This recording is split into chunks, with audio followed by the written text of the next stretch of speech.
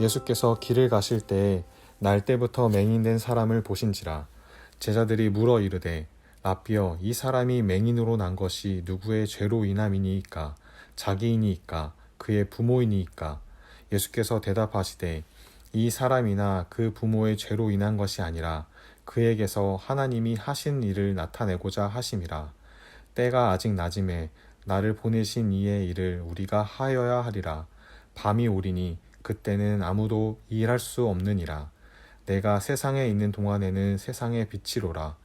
그 이 말씀을 하시고 땅에 침을 뱉어 진흙을 이겨 그의 눈에 바르시고 이르시되 실로암 못에 가서 씻으라 하시니, 실로암은 번역하면 보냄을 받았다는 뜻이라. 이에 가서 씻고 밝은 눈으로 왔더라. 아멘. 성도 여러분, 2월 둘째 주 금요일 오전, 여러분들의 삶 속에 주의 선하신 인도하심이 있기를 바랍니다. 오늘 본문은 예수님과 날 때부터 시각 장애인과의 만남을 사도 요한이 자세하게 기록하고 있습니다.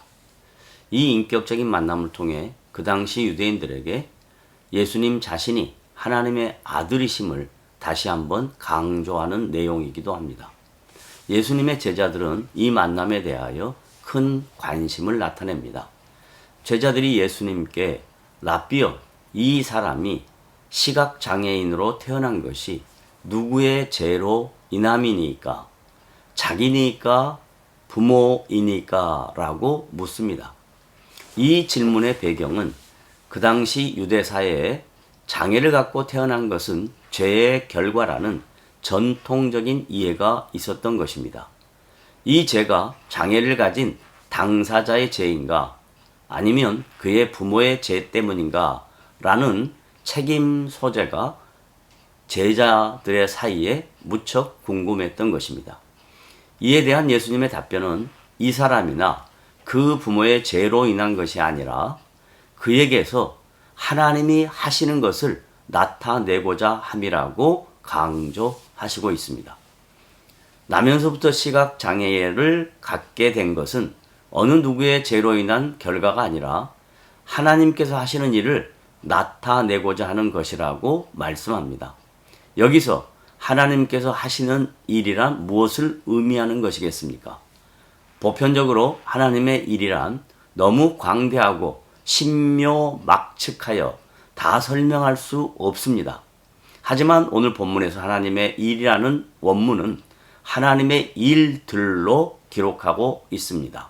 하나님의 일들이라는 것을 구체적으로 설명하면, 첫째, 하나님의 은혜와 자비로 나면서부터 보지 못하는 시각장애인의 고통과 아픔을 고쳐주시고 불편함을 해결해 주시겠다는 것입니다. 둘째, 예수님은 육신의 고통과 아픔을 고쳐주실 뿐만 아니라 그의 영혼을 회복시키시어 하나님의 자녀로 세우시고 이 사건을 통하여 자신이 하나님의 아들이심을 드러내려고 하는 목적입니다.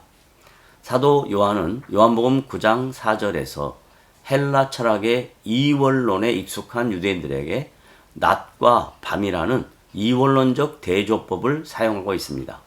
여기서 낮이라는 것은 예수님 자신이 빛이기에 그 빛을 낮이라고 명하셨고, 밤이라는 표현은 죄와 허물로 죽어있는 세상을 지칭하는 것입니다. 예수님께서 이 어두운 세상에 빛을 비추시기 위하여 공생의 사역 기간 동안 하나님의 아들로서 초자연적인 사건과 초월적인 이적과 표적들을 통해 성부 하나님께서 자신을 이 땅에 보내신 뜻을 이루어 가시는 것입니다. 예수님은 하나님께서 이 어두운 세상에 빛으로 보내신 하나님의 아들이십니다.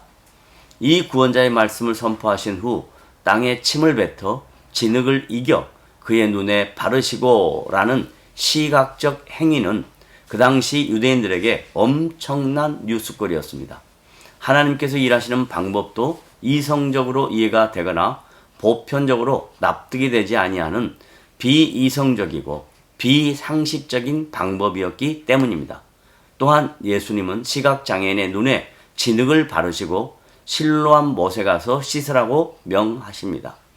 그는 예수님의 명령에 순종하여 영과 육에 눈을 뜨게 되는 하나님의 구원 역사를 유대인들에게 알려주는 도구가 되었던 것입니다.